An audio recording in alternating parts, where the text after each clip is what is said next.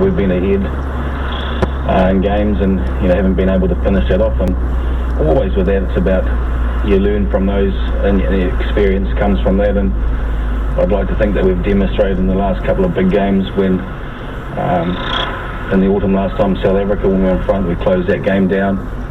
But we were brilliant in the last 15-20 minutes against England, coming from behind and then showing maturity, under a lot of pressure to close that game down. So you learn from those experiences in the past, and hopefully if we're in that same situation on Saturday night, we're able to be smart enough and accurate enough to be able to shut the game down.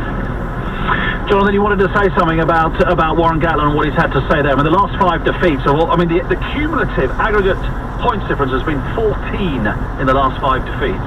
And I think that all the media have said, it's psychological. If you've been there, it's not psychological. They've made big mistakes in last minutes of the match. They've lost the ball. They've closed the game down too early. They've kicked the ball away and given Australia that one opportunity, and they've taken it.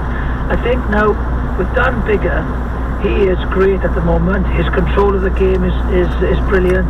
He knows where to play and when to play that game. So if we're in that situation today, I don't think we'll make the same mistake. Well, hopefully we won't make the same mistake. But I think it's Dan Biggar could be the difference if we're in that position today. Let's bring in our Salford studio, Iestyn Harris, who, like Jonathan, represented Wales at both Union and at League, and Iestyn will be part of our grand final commentary team. Iestyn, thank you for your time. We'll come on to the grand final in a second, but first of all, just your reflections on what is such a huge day for sport in Wales generally. Oh, massive day, and it's fantastic, isn't it, to be a Welshman today, because there's so many big games. But I agree with Jiffy there with the Welsh game, that Dan Biggar, for me, has to have the game of his life. Tactically, the game of his life. If the scrum is strong and Dan Biggar can put the ball in the right area, then I think Wales have got a very, very good chance of scoring some tries this afternoon. But the Australian back row is so good at the turnover, and that is the problem. If we don't play tactically right, then they will turn the ball over and they'll get that position and that possession against us. So it's very important that Dan Biggar has the game of his life tonight with a strong scrum. And the football, it's fantastic, isn't it? For Wales to qualify for the European competition at the end of the year it's just immense to be a Welshman today. You talk about the back row back in the Union. Michael Hooper, of course, is banned today, but Rob Howley was making the point that Sean McMahon was outstanding against Wales in the autumn series. Yeah. He's basically implying that even though Hooper is fabulous and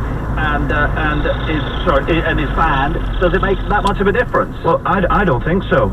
He's a terrific young player. He's 21. He's going to take his opportunity today. This is his chance to stamp his authority on world rugby, and I don't think they're that weakened by the McMahon coming in, because he's a terrific young player, and that for me is the real threat for the Welsh team this afternoon. The back row in the turnover, and they're very, very quick to the ball, and if Wales try and play too quickly in their own half and they try to play an attacking style of rugby, they will get turned over, and we all know how good a goal kicker the Australian is. So it's going to be a very difficult afternoon. Guys, can you just stay with us for a couple of minutes if you were, because we want to talk about the grand final and Sam Burgess, but we've got Rob Phillips from BBC Wales, who's made contact from Bosnia, so we want to have a chat with him while we do. A point tonight for Chris Coleman's team, and they qualify for a first major championship final since 1958. It's a really tough game. It's Bosnia's last chance to go for that third playoff spot. Sometimes with success comes complacency, but not with this group of players.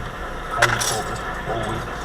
We know what's going to get if we get a point, but if they win, we're going to qualify. We can't control that. We can only control our own preparation, and the captain of the players has been absolutely fantastic all week. So let's go to Zenica and BBC Wales, Rob Phillips. Rob, great to catch up with you, and to hear Chris Coleman, who was talking yesterday, wasn't he, about how he thought about quitting 3 years ago after being hammered by Serbia 6-1.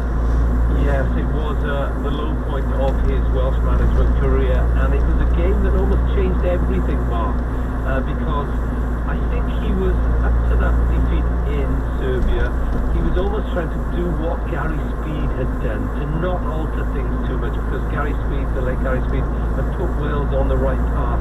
And I think he felt almost inhibited by the awful circumstances in which he took over the job. But that changed everything. He changed the captain, he released Aaron Ramsey from the captaincy, he made Ashley Williams the Swansea City